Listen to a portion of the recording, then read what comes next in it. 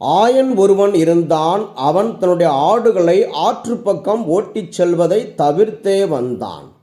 காரணம், அங்கொரு புலி இருந்தது. அப்படி இருந்தும் அவனுடைய மந்தையில் இருந்த ஓர் ஆடு அவனுக்கு கீழ்ப்படியாமல் ஆற்று பக்கம் மிகுதியான புல் இருந்ததால் அங்கு அடிக்கடி சென்று வந்தது.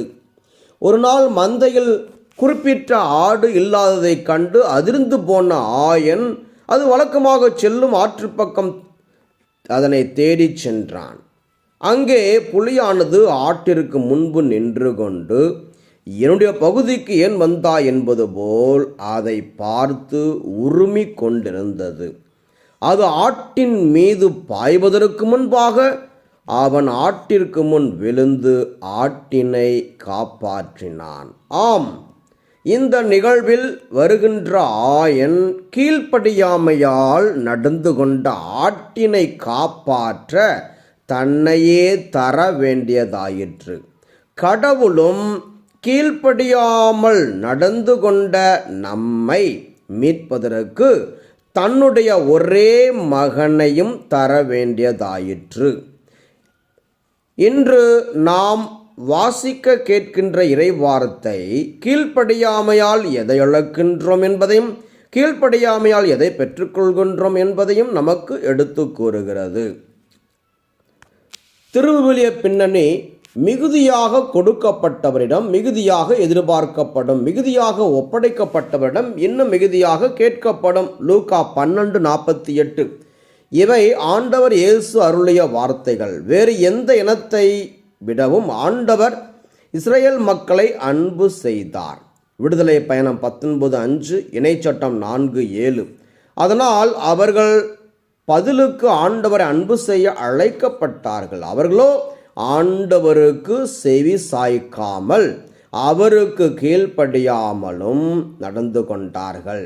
இறைவாக்கினர் செப்பனியா நூலிலிருந்து எடுக்கப்பட்ட இன்றைய முதல் வாசகம் கடவுளுக்கு செவி சாய்க்காமல் இருந்த எருசலேம் நகருக்கு எத்தனை அழிவு ஏற்படும் என்பதை பற்றி எடுத்து கூறுகின்றது.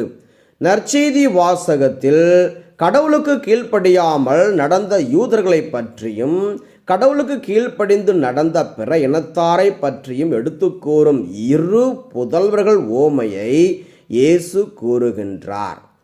இவ்வோமையில் வரும் மூத்த மகன் திராட்சை தோட்டத்திற்கு போவதாக சொல்லிக் கொண்டு போகாமல் இருக்கிறான். இளைய மகனோ போகவில்லை என்று சொன்னாலும் பின்னர் தன் முடிவை மாற்றிக்கொண்டு திராட்சை தோட்டத்திற்கு போகிறான். இயேசு இந்த ஓமையின் மூலம் சொல்வதை விடவும் செய்வதே மேலானது என்பதை விளக்கி கூறுகின்றார். மத்தேயு 7:21-27, யாக்கோபு 1:22.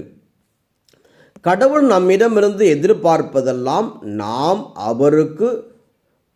அவருடைய கட்டளைகளுக்கு கீழ்ப்படிந்து நடப்பதுதான். அவ்வாறு நடப்பதுதான் மிக சிறந்த பலி.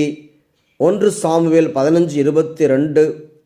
ஆகையால் நாம் கடவுளுக்கு கீழ்ப்படிந்து அவரது ஆசியை பெறுவோம். சிந்தனைக்கு, கடவுளின் கட்டளையை கடைபிடிப்போரிடம் அவரது அன்பு குடிகொண்டிருக்கின்றது. சொல்லை விடவும் செயலே பெரியது.